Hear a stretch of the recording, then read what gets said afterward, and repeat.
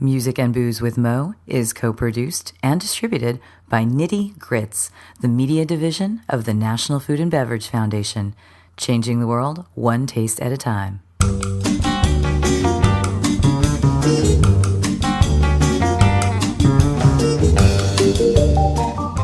Welcome to Music and Booze with Mo.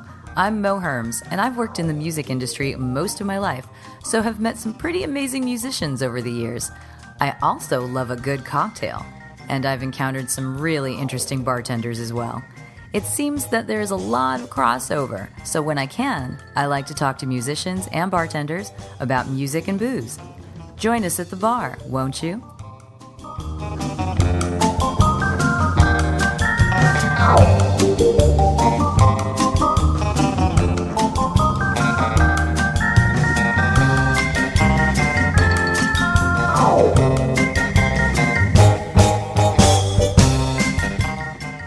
Music and Booze with Mo is brought to you by The Mermaid, a cozy neighborhood bar with an aquatic flair in the Little Tokyo area of downtown LA. Open 7 days a week, featuring tropical cocktails and snacks, The Mermaid also has a daily happy hour from 5 to 8 p.m. Follow The Mermaid on Instagram at TheMermaidLA to hear about upcoming events and check them out at TheMermaidLA.com. Head to 428 East 2nd Street, Los Angeles, for a drink.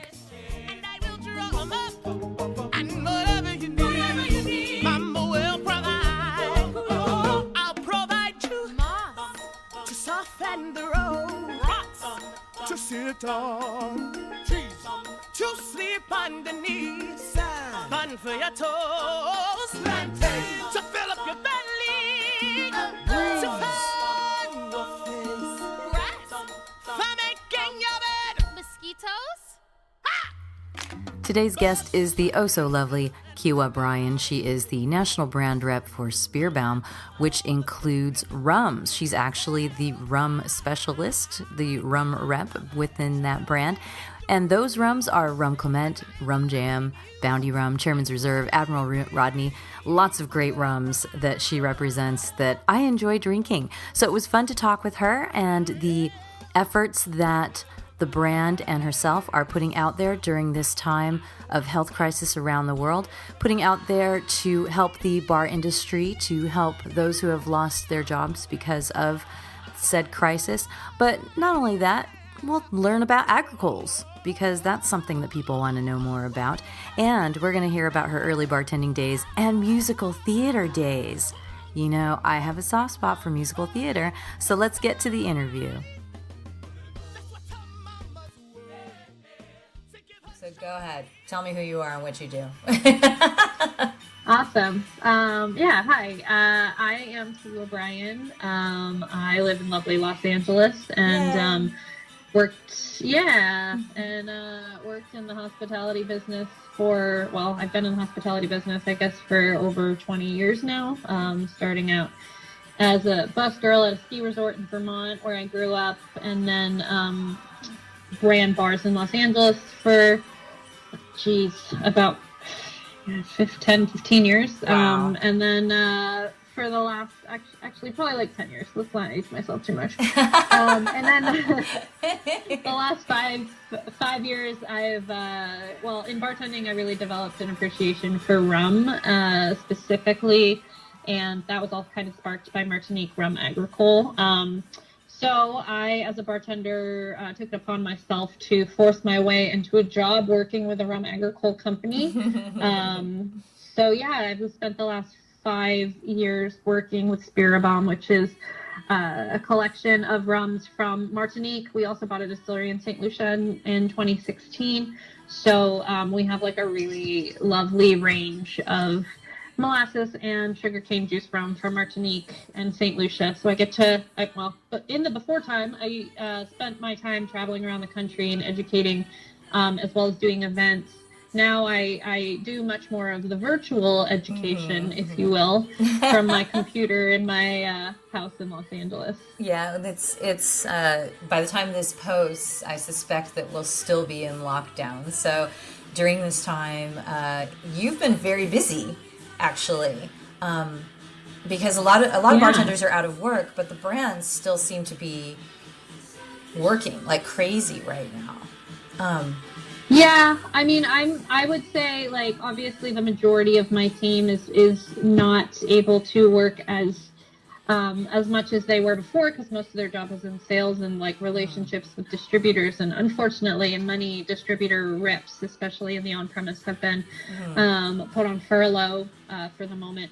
But yeah, I mean, all we really have to hold us up right now is the marketing part of things, and you know, getting in touch with consumers and doing educations virtually. So I myself have been keeping pretty busy. I also decided, because I can't have idle hands in any capacity at any time. Me neither. Yeah, like, so one of my dear friends is the CEO of a nonprofit that was actually supposed to launch in March, a bartenders weekend called Another Round, Another Rally, and I'm on the board for that. So I kind of jumped in there when, you know, it is like a dire time for many of our friends on the hospitality business, and they went from like intending to launch this nonprofit, you know, a small launch in March, to then this happening, and the whole reason for their nonprofit was to help people in the hospitality industry. So, you know, 90% of everyone that I know lost their job on the same day. So I've just been helping out there with their marketing, and I mean, they've had over 70,000 hospitality workers apply for grants in the last month and a half. So trying to like help them get things organized. They didn't intend on, you know, having to become a fully functioning company in a matter of a month. So and this is another round, another rally, right? For anyone who wants to look into that. I didn't realize that of course, I only heard of them when this lockdown started, but I didn't realize they hadn't even launched yet. That's incredible. Yeah, I mean, it was put together, you know, it was put together about a year ago, but it takes a while for nonprofits to get, you know, all the paperwork figured out and whatnot. So yeah, it was really supposed to launch at the Deuces event at Bartenders Weekend. It's going to be the big. Exactly. Yeah. Exactly. Yeah, we did a big promo for that. I'm staying busy. No, we did a big promo for that just before that ended as well. So within Spearbaum, tell me about Spearbaum. So Spearbaum has kind of changed names a couple times throughout my tenure there. It started out as Rum Clement USA. So Rum Clement was their first brand. Then in 2002, they bought Rum JM, which is another brand from Martinique. And then in 2016, they bought St. Lucia Distillers, which is the only distillery in St. Lucia. So it is Chairman's Reserve, Bounty Rum, and Admiral Rodney. So we have, you know, 5 brands under our umbrella. And basically our company, you know, they, instead of going the traditional route of having a portfolio of spirits and trying to basically like take up a spot in each place in the well, we collectively decided to just kind of be the rum specialists and have different types of rum. So if people want like a lesson on rum in general, or they want to kind of, you know, have a variety of different styles of rum on their back bar, they can just call us and we can teach them about all of the rum. Yeah, I was going to say a little something for everyone, right? Exactly. And we have a couple liqueur brands as well. So, which are made with a rum base. So, you know, still in the same family. And spice rum, which is a huge traditional type of enjoying rum in St. Lucia. That's when you go to St. Lucia, that's like the locals just all make their own spice rum because cinnamon trees are everywhere. And Bois Bondé, which is like a local tree bark that everyone puts in everything. So it's a natural aphrodisiac. So like that's a huge part of the St. Lucian culture as well. So we have a couple spice rums as well. But, wait, did you say the bark was an aphrodisiac? Yeah, I mean, this is. I've not heard that as a selling point yet. Right? I mean, here's the thing, though. In the Caribbean islands, like, whether it's legit or not, everybody has these sometimes myths, but, you know, who knows? Maybe it's part of the magic, right? A placebo effect. Yeah, it might be a placebo effect. Who knows? But everyone believes that certain things. I mean, in St. Lucia, they per capita drink, I think, like the second most amount per capita of Campari. because nobody really knows why. It's just like, oh, well, my grandma told me that this is supposed to make me like, have prolonged vitality and like sexuality. So I just drink this. I don't. And like even the 20-year-olds down there, like the kids down there are just like, well, we didn't really like it to start, but like it's what it's always been in our family, and everyone's always drinking it, so now we enjoy drinking it. So that's amazing. It's very much part of the culture. Nobody really knows why. They just know the effects that it's supposed to have, so they do it because it's just what they were taught. And that's an ingredient in some of the spiced rums down there. That's hilarious. I love that. It seems like exactly. You could do some Valentine's marketing around that. Right? The purported, Actually, there is. I mean, I know this is a musical podcast. There is actually a song called Bois Bandé by this gentleman named the Mighty Sparrow, who he sings about Bois Bandé, and like he is known as the king of calypso and like the most famous calypso musician that there ever was. But he sings a whole song about Bois Bandé, and the lyrics are a little risque. Might be a little touchy, but not safe for work. Quite an old song, yeah. Maybe not. Not you're gonna have to send me that right now, but yeah, you're gonna have to send that to me. Sure. I will for sure. Wabande, wabande, wabande. Don't care how they think they're strong. Don't care how they fat and wrong. You go have them tumbling down with wabande. To really control the tongue is wabande. She fat like a butterball. Wabande. You wouldn't want to stop at all. Wabande. Don't let she take away your crown. Don't give up an inch of ground. Hold your own and pinch it down with wabande. To live like a king in tongue is wabande. If you really come to jam, wabande. And live like the village ram, wabande. Don't listen to no sad song. To be distracted is wrong. Keep on jamming all night long, wabande. To show the Frenchmen they're wrong. Doing a little Instagram live with my friend Zan Kong, who works at where they park. Yeah. Yeah, I know that. Yeah, I didn't realize that's the one you were doing yesterday. That's awesome. He Well, lives in we'll probably Jamaica, do it again right? Because we did it from Jamaica, and we were supposed to do it actually about like the song lyrics and how they tie to these, like magical sexual potions of the Caribbean, because it's literally all about that.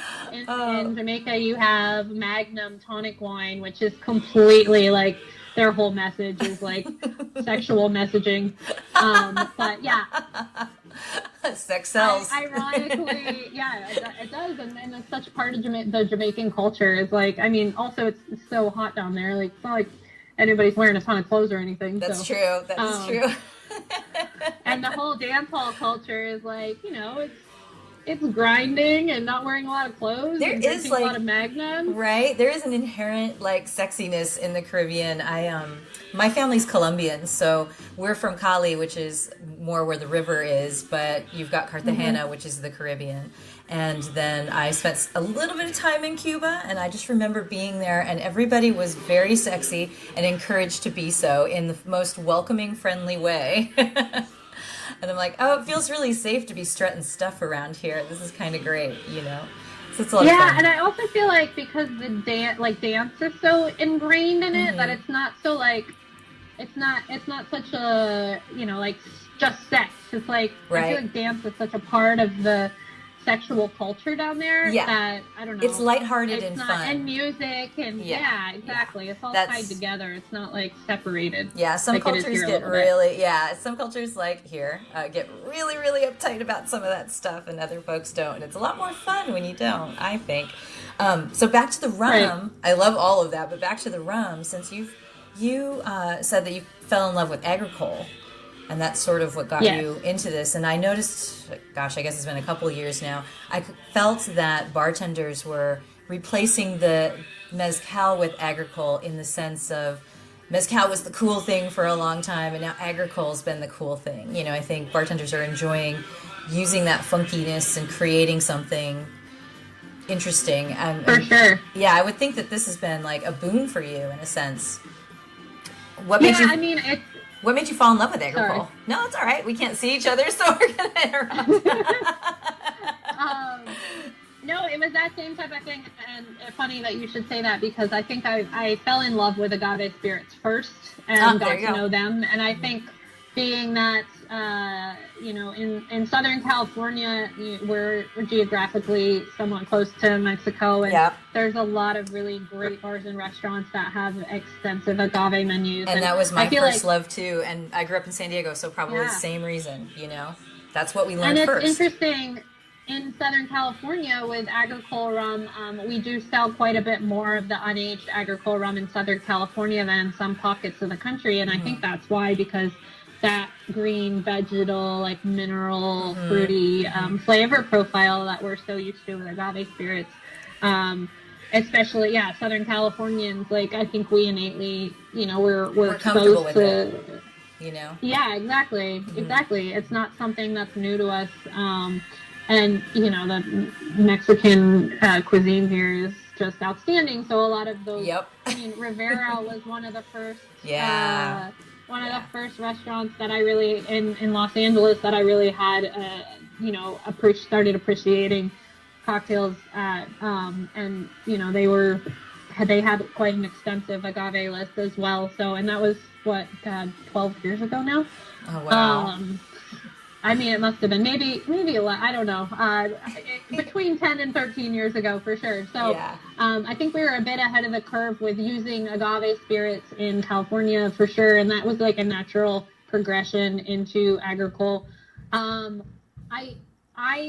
Like I said, I really started loving agave spirits, and then I went into rum, and I mean, it was just one of those moments. One day I was working at Soho House, actually, and I opened Soho House in West Hollywood back in 2010, and I just noticed that the rum was spelled different on that bottle of Clement. Actually, it was spelled R-H-U-M, and I didn't know why, and so I just started researching it. And ironically, my now boss came to teach a class at Soho House during that time, and I didn't put two and two together until actually I didn't know enough at that time. Like I was just getting my feet wet with classic cocktails and whatnot. So I remembered him coming in, but I didn't put two and two together that it was him and that was the brand that he had presented until a year into working this job, where he was like, I did a presentation at Young's Market for Soho House. And but yeah, I saw that bottle. I realized I loved that product. And so I started researching it. And then the more I researched it, the more I fell in love with just the culture of Martinique. And, flash forward to a couple years later, and I was working at the Evely, and I kind of forgot about the whole, like, how much I loved what rum with an H was. Dave Kopczynski, who I worked with, had made me a tea punch for my shift drinks. I was done, and he was like, try this. You seem to like that French rum that we have, like, try this. And that was really what sold me. I was like, what is this? This is the best cocktail I've ever had. Like, it seems like it's kind of like a caipirinha, but it's not at all, and it's just, like, so much more aromatic. And so that was when I really dived deep into, like, researching the culture of Martinique, and I figured out how to get there. And this was when there were not very many routes to get there from the United States. So it was like 24-hour flight or 24-hour trip with four or five layovers. Oh my God! Like $1,600 to get there in background trip, and I just I went down there, and luckily, like, my now boss Ben Jones was like gracious enough to show us around the distilleries and stuff when we got there. But it was actually with myself and Julian Cox and Paul Sanguinetti went down there 6 years ago, maybe longer. Wow. That was my first time down there, and then I basically put a job proposal together and gave it to Ben Jones, my now boss, every 3 or 4 months for a year, and eventually he agreed to meet with me at Tales of the Cocktail and gave me a job. So you conned your way into the gig then, huh? Yeah, I just wasn't taking no for an answer. I love that. I was, That's so aggressive enough. I just knew that I didn't want to, like, peddle and push a brand that I didn't believe in and that I didn't want to drink every day. So It makes it a lot easier when your like passion is behind, when you're saying the words every single day. It's much easier if your passion is behind it. So That's incredible. I love that. That's an amazing story. I mean, I know, the first time I think I met Ian Burrell, who is rum ambassador to the world. I remember asking him, like, so how did this gig even happen? And he said, I made it up and I just did it. I'm like, that's incredible. Yep. If you can make that work. And I think during this time where so many people are locked at home and stuck, there's a lot of creativity that's coming up because we humans can't help ourselves. And hopefully there'll be a lot of interesting, good stuff that come out of it. Speaking of you and bartending, you said that you started bartending a while ago. We don't have to throw out numbers. We don't want to age ourselves, because I do it to myself all the time. I'm like, shoot, they know I'm an 80s kid. That means no more math, no more math. So what got you started in the hospitality industry? Well, quite honestly, I grew up in Vermont, and I wanted a free ski pass, so I got a job at the local resort so I could get a free ski pass. So that was when I was 16, and then I actually was a figure skater for my entire younger adolescence. Seriously? And I love that. Yeah. I think I know another figure skater as well, a former figure skater who's now a chiropractor. I will have to introduce you guys at some point. She drinks a lot of rum too. Interesting. Yes. I would love to meet said person. That's great.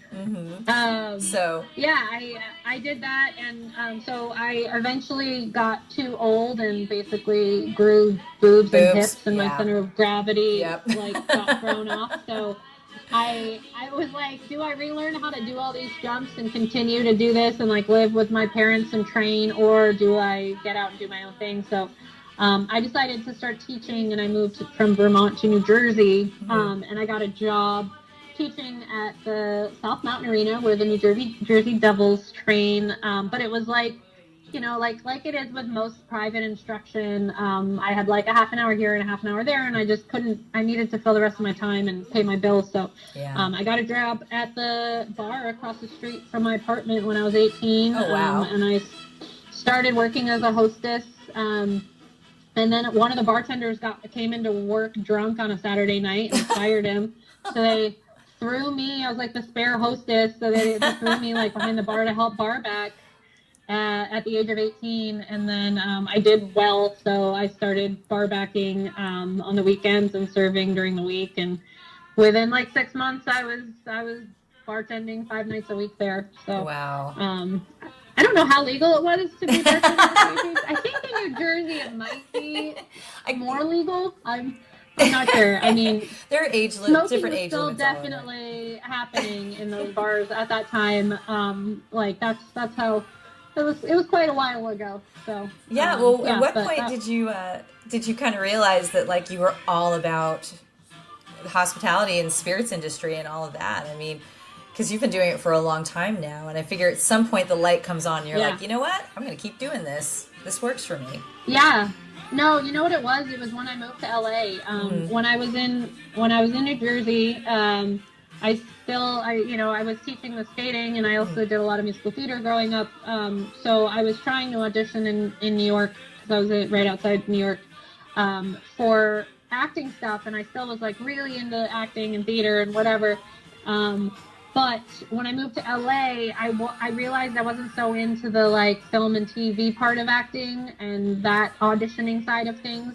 And I found more of a community in the restaurant side of things, which was kind of opposite how I felt when I was in New Jersey. I felt more of a community in the acting and theater side of things in New Jersey, whereas in LA, LA's an isolating place when you first moved here, and it's kind of difficult to find your friend group and all that. And I found that in hospitality, and I found people to be warm and real and not fake in the hospitality side of things.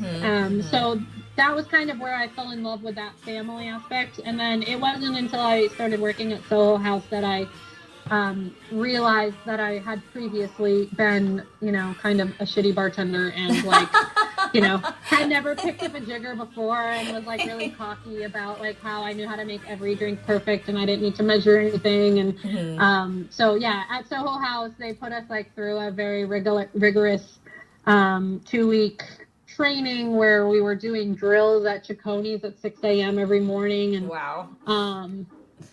Yeah, and we were down at Young's Market every afternoon doing spirits trainings, and it was fantastic. I mean, Cool. I am like, I've learned invaluable skills and would not be where I was today if it wasn't for that crazy intense 2 weeks of like 9 to 5 drills and training that we went through. And yeah, I developed a whole new appreciation for craft cocktails, and you know, that was Chris Ojeda, who had opened up the Varnish, ran that situation. And so it was when Kamsa was big here, and like I don't know, the whole milk and honey influence was what we were taught there. And there's so many people that went through that training at Soho House that are all over the world now running programs, and you know, that came up through that little 2-week, 3-week training system and opened up Soho House together. So yeah, that's where I really developed an appreciation for the craft cocktail scene. And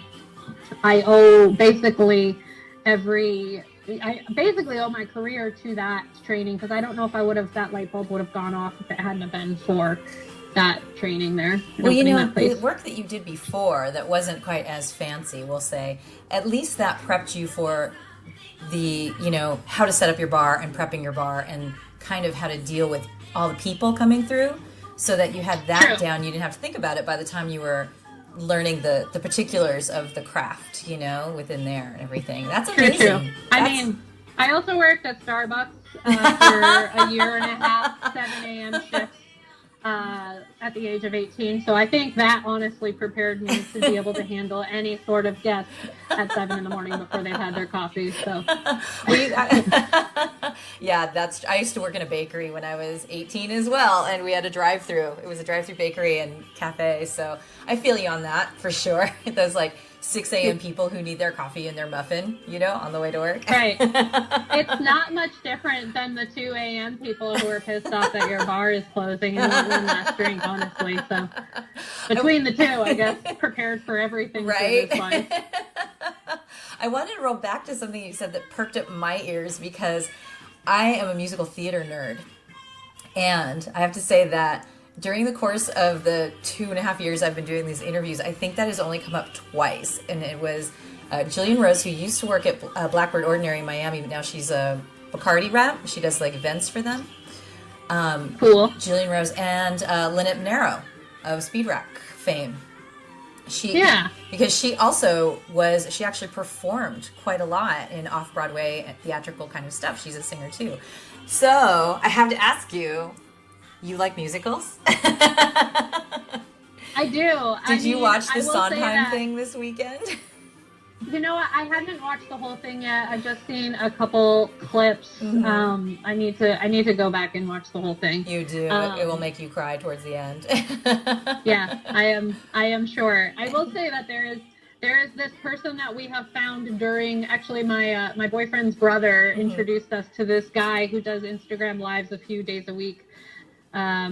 His name, I'm going to have to get back to it. Brandon something. I'm going to try and find it over on this call. But he does like an hour set 3 days a week. And he just does Brandon James G. Okay. Yeah, and he is the producer of Trixie Mattel's Two Birds and One Stone. So wow. Okay. he's in his apartment by himself, and he just does these musical like concerts 3 days a week that are so great. Sometimes he changes the words a little bit. Sometimes he does Disney. But that has been my like constant whenever he goes live on Instagram. I'm like, all right, here we go. Time out. We're going to watch this. This is awesome. Oh, that's amazing. Amazing. So I have to ask you, since you, I guess, were considering going into that and doing some of that, that means you must have sung at some point in your life. And you mentioned to me that you played piano too. I did. And I will say that like during this time of quarantine, while I have been staying busy, I've been trying to get back into that a bit because my keyboard was super dusty. And actually, my friend Aaron Hayes has been requesting that I learn a bunch of Sia because we both love Sia. So I've been playing a lot of Sia lately and singing a lot of that. What's your favorite Sia track to sing? Do you have just one? I'm in here. I mean, I love that song. I'm in here. It's the lesser known one, but one of my favorites. But I've got Chandelier. Pretty good. I'm pretty good on that one. But yeah, I guess with the musical theater thing, like it wasn't necessarily conducive to bartending at night and also doing the theater. So that's at some point I needed to make money instead of doing the off, which what I only ever got were off Broadway shows that didn't pay me anything. So. Were they standards? Were you doing like revival kind of stuff, or what were they new? I mean, honestly, most of the stuff I ended up doing in New York, a couple. It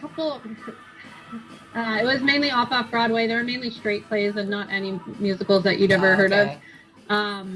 But I was more when I was in Vermont. I did a lot of regional theater. I was with a regional theater company and did a lot.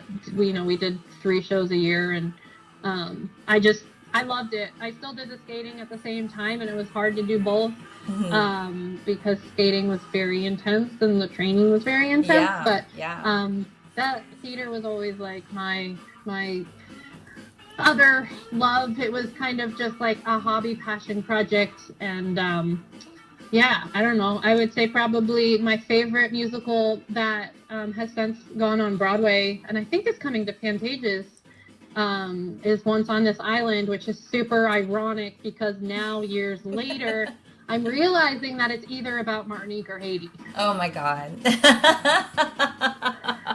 That's amazing. I'll have to keep an eye out for it because I usually hit Pantages a couple times a year if I can. Well, I mean, it was supposed to be at Pantages, I think, this summer, but who knows what's going to happen there. But it was on Broadway. It was a Broadway revival a couple of years ago, and I went to see it. And it made me cry for like the solid 2.5 hours. So that's what it's supposed to do. Definitely recommend it. Okay, I will definitely look up that score. I'm sure there's a cast recording out there that I can listen to because I don't know it. Sure. That's awesome. Actually, after this call, now I didn't know I have the piano music, so that's probably what I'm going to do tonight. I love that. So if someone handed you your ideal role, what would it be if you got to perform in a musical? I've always wanted to be Glenda in Wicked. Pardon? I've always wanted to be Glenda in Wicked. Oh, that's a good one. That's a really good one. I love that. I just really like that. Do you have a Kristen Chenoweth range? She's kind of the queen of that one. Yeah, I don't know. I'd have to work on it. I was a soprano, like in chorus singing, but never in a solo role, I guess.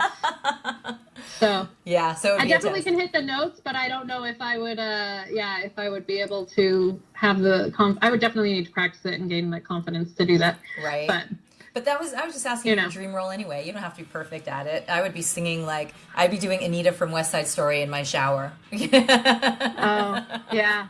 That's basically that's a good one. That's the only way Evita would be a good. Now that you say Anita, it reminds me that Evita is also amazing too. That is, and we're back in South America again. There we go. Right. we got the Caribbean thing going. I know. Right. So if you're gonna sit back and listen to that score this evening, then what will you drink while you're doing so?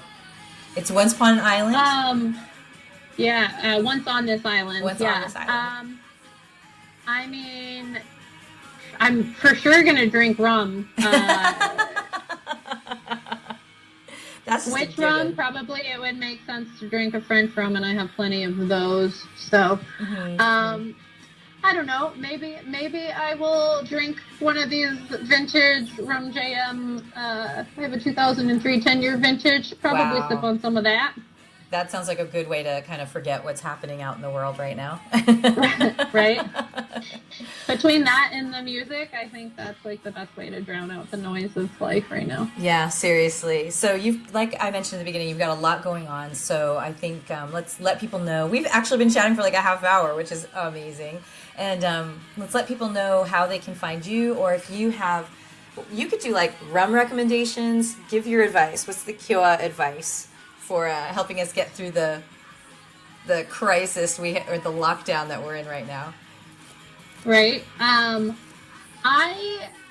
know that, it depends on what you, whatever you like, drink. I don't think anything needs to be too complicated. If you want to like learn how to make a cocktail you've never made before, I mean, obviously now is the time, but I feel like less is more. And honestly, like, I'm just going to go back to a tea punch, which is my favorite thing and is the easiest thing to make. And as long as you have, the holy trinity in your house, you have some rum, you have some citrus, and you have some sugar, you can make a tea punch, which is the tiniest bit of lime. If you were to cut a lime into like 64 pieces, because basically in Martinique, the limes are expensive, so they're not trying to waste any, and they're trying to stretch them as far as possible. A little teaspoon of whatever, or not even a teaspoon, maybe a half teaspoon of whatever sugar you have in your house. And, preferably French Martinique rum, but you can use whatever you have. That's what quarantine is all about, is adapting. Right. And I know how awful it is to go to the grocery store these days. Yeah, seriously. So, yeah, and then get that a little mixed up, and that's how everybody drinks their rum in Martinique, which that cocktail that I fell in love with rum with is the tea punch. So yeah, use what you have in your cabinet. Honestly, I mean, that's what I've been doing. Cabinet cocktails are what it's all about right now. Yep. If it sounds like it's gonna taste good together, I mean, experiment. Why not? You have time. Right. It's true. Have a little paradise in a glass. So how can people find you if they want to? I know you've got an Instagram handle and all that.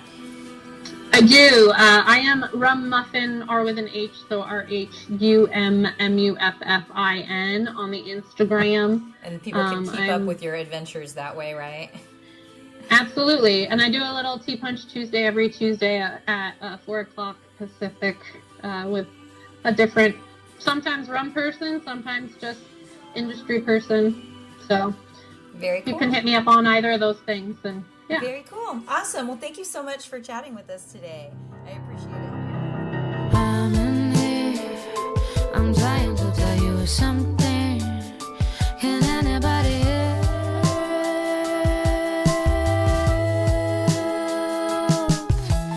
I'm in here.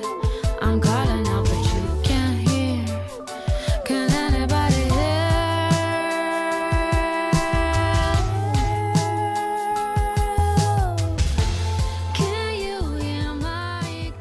Again, super special thanks to Kiowa for jumping on the phone with me. She's such a fixture in LA, although she represents all across the nation. But she's taught us all so much about all sorts of rums, those agricole rums, and is just such a great presence and works really hard for everyone in the hospitality industry. So it was definitely an honor to have her on the show. And she has a great playlist for you, so check the Spotify out. Again, if you want to find her on the social media, check out at Rum Muffin, that's with an H, RHUMMUFFIN, Rum Muffin, and go give her a follow, and definitely give her likes.